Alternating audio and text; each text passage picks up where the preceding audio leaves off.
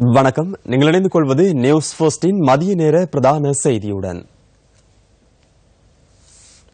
முதலில் தலைப்புச் செய்திகள். நாடளாவிய ரீதியில் மின்சாரம் தடைப்பட்டமைக்கான காரணத்தை கண்டறிவதற்கு ஆய்வுகள் முன்னெடுப்பு. சம்பளம் வழங்காமைக்கு எதிர்ப்பு தெரிவித்து வாழைச்சேனை கடதாசி ஆலை ஊழியர்கள் தொடர்ந்தும் ஆர்ப்பாட்டத்தில். சீரற்ற காலநிலையால் பல பகுதிகளில் மக்களின் இயல்பு வாழ்க்கை பாதிப்பு. மாலைதீவின் ஜனாதிபதி அப்துல்லா யாமின் பயணித்த படகில் வெடிச்சம்பவம். இனி விரிவான செய்திகள். முதலில் உள்நாட்டுச் செய்தி. குறைந்த கேள்வி காணப்பட்ட சந்தர்ப்பத்தில் மின் விநியோக கட்டமைப்பிற்கு அதிக மின்சாரம் கிடைத்தமையே நாடளாவிய ரீதியில் மின்சாரம் தடைப்பட்டமைக்கான காரணம் என மின்வலு வலுசக்தி அமைச்சு குறிப்பிடுகின்றது.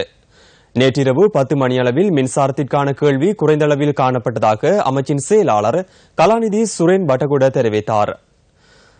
அதன்போது மின் விநியோக கட்டமைப்பிற்கு அதிகளவான மின்சாரம் கிடைத்தமையே மின்தடை ஏற்படுவதற்கான காரணம் எனவும் அவர் குறிப்பிட்டார். இந்த விடயம் தொடர்பில் தொடர்ந்தும் ஆய்வுகள் மேற்கொள்ளப்படுவதாகவும் மின்வலு வலுசக்தி அமைச்சின் செயலாளர் கலாநிதி சுரேன் பட்டகுட மேலும் குறிப்பிட்டார்.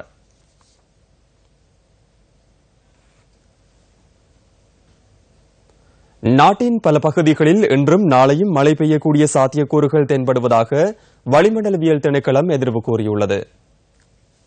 நாட்டின் அநேகமான பகுதிகளில் பிற்பகல் 2 மணிக்கு பின்னர் இடியுடன் கூடிய மழை காணப்படும். மேற்கு, தெற்கு, சப்ரகமுவ மாகாணங்களின் சில பகுதிகளில் மழை காணப்படும். சில பிராந்தியங்களில் 100 மில்லிமீட்டர் மழைவீழ்ச்சிக்கும் அதிகமான மழை காணப்படும் என்றும் எதிர்பார்க்கப்படுகின்றது. இடியுடன் கூடிய மழை காணப்படும் சந்தர்ப்பங்களில் காற்று சற்று பலமானதாக வீசும். பொதுமக்கள் இந்த இடிமின்னல் தாக்கத்திலிருந்து ஏற்படும் சேதங்களை குறைத்துக் கொள்ளும் பொருட்டு தேவையான முன்னெச்சரிக்கை நடவடிக்கை மேற்கொள்ளுமாறும் கேட்டுக் கொள்ளப்படுகின்றார்கள். கடல் பிராந்தியங்களை பொறுத்தவரையில் புத்தளம் முதல் கொழும்பு காலி ஊடான அம்பாந்தோட்டை வரையான கடல் பிராந்தியங்களில் மழை அல்லது இடியுடன் கூடிய மழை காணப்படும். நாட்டை சுற்றியுள்ள ஏனைய கடல் பிராந்தியங்களில் பிற்பகல் மற்றும் மாலை வேளைகளில் இடியுடன் கூடிய மழை காணப்படும். கடல் பிராந்தியங்களில் காற்றின் வேகமானது மணித்தாரத்துக்கு 20 கிலோமீட்டர் முதல் 40 கிலோமீட்டர் வரையான வேகத்தில் தென் மேற்கு திசையிலிருந்து காற்று வீசும். புத்தளம் முதல் மன்னார் ஊடான காங்கேசன்துறை வரையான கடல் பிராந்தியம் மற்றும் மாத்தறை ஊடான அம்பாந்தோட்டை தொடக்கம் மட்டக்களப்பு வரையான கடல் பிராந்தியங்களில் இந்த காற்றின் வேகமானது மணித்தாரத்துக்கு 50 கிலோமீட்டர் வரை அதிகரித்து வீசுவதன் காரணத்தினால் இந்த கடல் பிராந்தியங்கள் கொந்தளிப்பாகவும் காணப்படும்.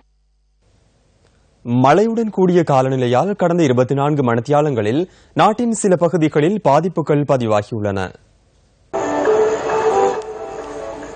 கிங்கங்கை பெருக்கெடுத்தமினால் காலி மாவட்டத்தின் பத்தேகம அகலிய, பத்தேகம உடுகம, நாகுடு உடுகம ஆகிய வீதிகள் வெள்ளத்தில் மூழ்கியுள்ளன.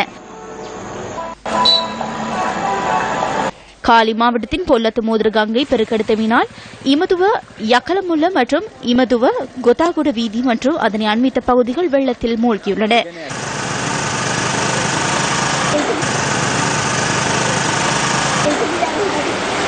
இதேவேளை மெதிரகிரிய மீகஸ்வாவ மற்றும் விகாரகம பகுதிகளை ஊடறுத்து வீசிய கடும் காற்றினால் 6 வீடுகள் சேதமடைந்துள்ளன. இதனால் ஒரு வயதான குழந்தையொன்று சிறு காயங்களுக்குள்ளாகியுள்ளது. கந்தலாய் நகரில் நேற்று பிற்பகல் கடும் காற்றுடன் கூடிய மழை வீழ்ச்சி பதிவாகியுள்ளது. இதனால் 20 வீடுகள் சேதமடைந்துள்ளன.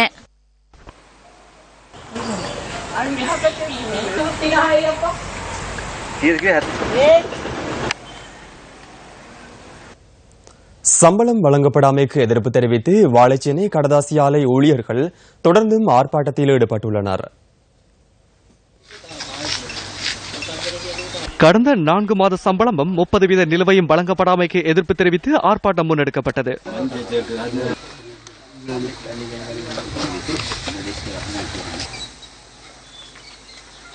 ஆர்ப்பாட்டத்தில் ஈடுபட்ட 7 ஊழியர்கள் கடதாசி ஆலையின் கூரை மீது ஏறி ஆர்ப்பாட்டத்தில் ஈடுபட்டனர்.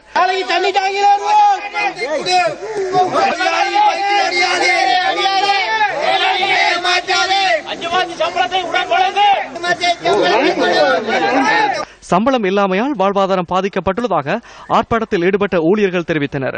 வாழைச்சேனை கடதாசி ஆலை ஊழியர்களின் போராட்டம் இன்று வரை 12 நாட்களாக இடம்பெற்றுக் கொண்டிருக்கின்றது. எந்தவிதமான தீர்க்கமான முடிவினையும் எமக்கு இதுவரை கிடைக்கப்படவில்லை. காகிதாலை ஊழியர்களாகிய எங்களுக்கு இவரிடத்தில் 2 மாதமும் கடந்த வருடத்தில் 4 மாத சம்பளம் வழங்கப்படாமல் இருக்கின்றது. எங்கள் விடயத்தில் பாராமுகமாக இருக்காமல் துரிதமாக எங்களுக்கு ஒரு நல்ல ஒரு பதிலை தரும்படி அன்புடன் நாங்கள் அவருடன் பணியுடனும் கேட்டுக்கொள்கின்றோம். உலக வதிவிட தினத்தை முன்னிட்டு வீடமைப்பு மற்றும் நிர்மாணத்துறை அமைச்சு ஏற்பாடு செய்யவுள்ள வேலை திட்டம் தொடர்பில் தெளிவூட்டும் ஊடக சந்திப்பு இன்று நடைபெற்றது. அமைச்சர் சஜித் பிரேமதாசவின் தலைமையில் பத்திரமுல்லவில் அமைந்துள்ள வீடமைப்பு மற்றும் நிர்மாணத்துறை அமைச்சில் இந்த ஊடக சந்திப்பு நடைபெற்றது.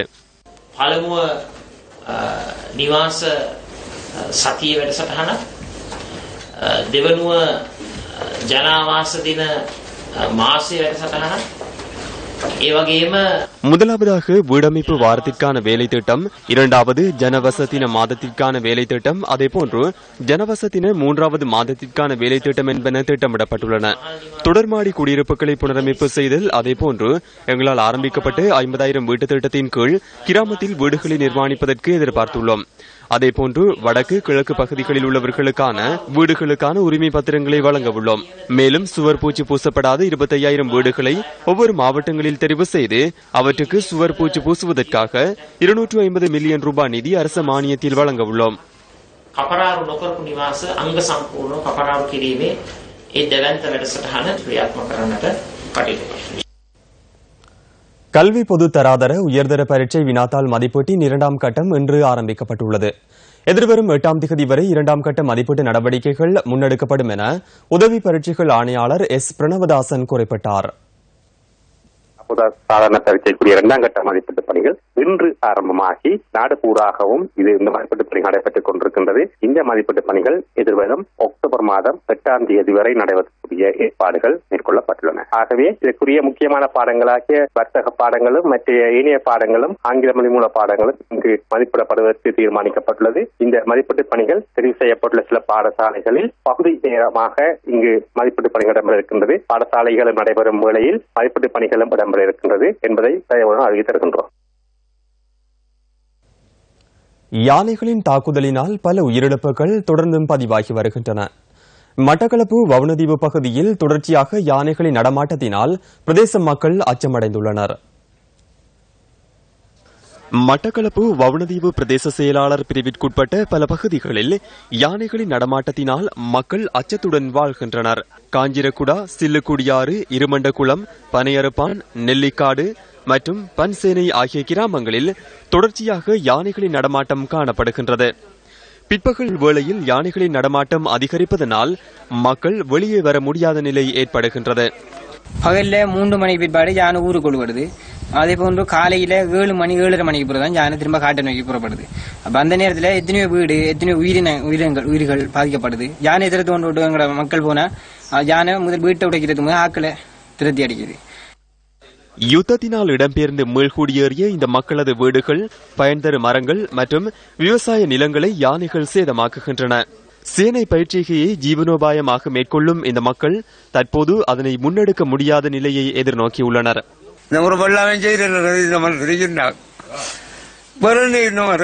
இதுக்கு செஞ்சு கொடுக்குறாங்க இப்படி அழிஞ்சு போறது உயிரும் போவாது. இதுல 15 தென்னம்புள்ள, இதுல 2 தென்னம்புள்ள, 15 தென்னம்புள்ளையில ஒன்று நிக்கிற இல்லையா. இரவு நேரங்களில் யானைகளின் நடமாட்டம் அதிகமாக உள்ளதால் இந்த பகுதி மக்கள் வேறு இடங்களுக்கு சென்று தங்க வேண்டியுள்ளது.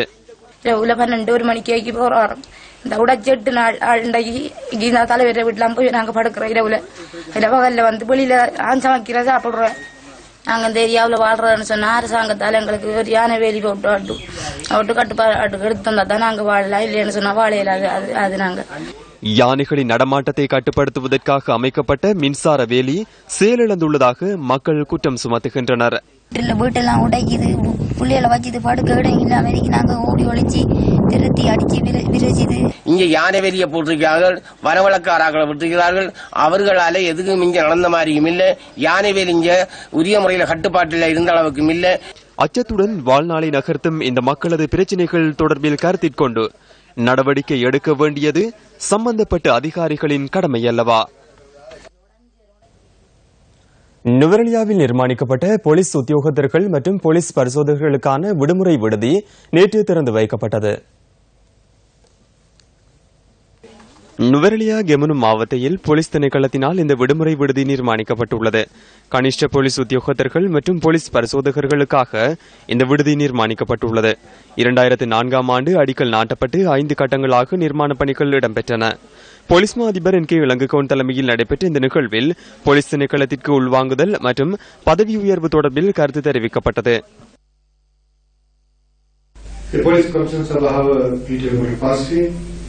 මේ බටවගැනීම් පරිපාලනය නැවත වතාවක් පොලිස් කොමිසම සභාවේ போலீஸ் ஆணைக்குழு ஸ்தாபிக்கப்பட்டதன் பின்னர் இந்த வேலைத்திட்டங்கள் தொடர்பில் மீண்டும் ஒருமுறை ஆணைக்குழுவுக்கு அறிவிக்கப்பட்டு அதிகாரிகளின் ஆலோசனை பெறப்பட உள்ளது. அதனைத் தொடர்ந்து அவற்றை நடைமுறைப்படுத்துவதற்கு தீர்மானிக்கப்பட்டுள்ளது. குறுகிய காலப்பகுதிக்குள் இவை செயற்படுத்தப்படும் என நான் நம்புகின்றேன். குறிப்பாக 3 மாதங்களுக்குள் இவை நிறைவு செய்யப்படும்.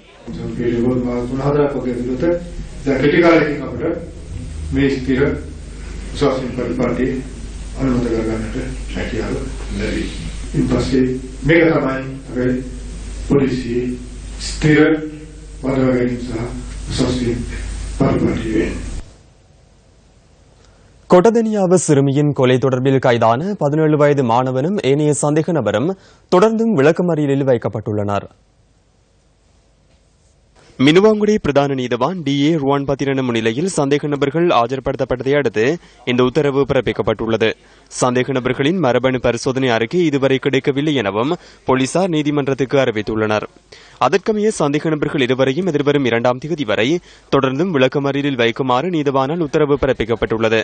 5 வயது சிறுமி சேயா சதவுமி கடத்தப்பட்டு கொலை செய்யப்பட்ட நிலையில் சடலமாக மீட்கப்பட்டமை குறிப்பிடத்தக்கது.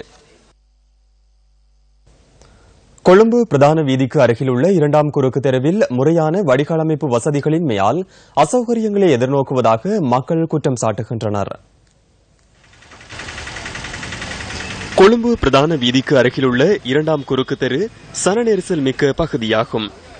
கொழும்பு மாநகர சபையினால் பராமரிக்கப்பட வேண்டிய 2ஆம் குறுக்கு தெரு இவ்வாறு காட்சியளிக்கின்றது. முறையான வடிகாலமைப்பு இன்மையால் சிறிய மதகொன்றிலிருந்து கழிவுநீர் வெளியேறுவதை அவதானிக்க முடிகின்றது. இதன் காரணமாக துர்நாற்றம் வீசுவதாகவும் நடைபாதை வியாபாரிகள் மற்றும் பாதசாரிகள் பல்வேறு அசௌகரியங்களை எதிர்நோக்குவதாகவும் மக்கள் தெரிவிக்கின்றனர். பெட்டாவிலே கொழும்பிலேயே ஒரு வியாபார தளமான ஒரு இடம். அதில் தான் மக்கள் நாளைக்கு ஒரு ஆயிரக்கணக்கான மக்கள் இதை கடந்து கொண்டு போய்கொண்டு இருக்கிறார்கள். இங்கே தான் சகல அரசியல்வாதிகளும் இருக்கிறாங்க, சகல ஃபெசிலிட்டிஸும் இருக்குது. அப்போ இங்கே இந்த பிரச்சனையை பார்க்க முடியலாட்டி இந்த மாநகர மேயர் என்ன செய்கிறார்? தூக்கி கொண்டு இருக்கிறாரா?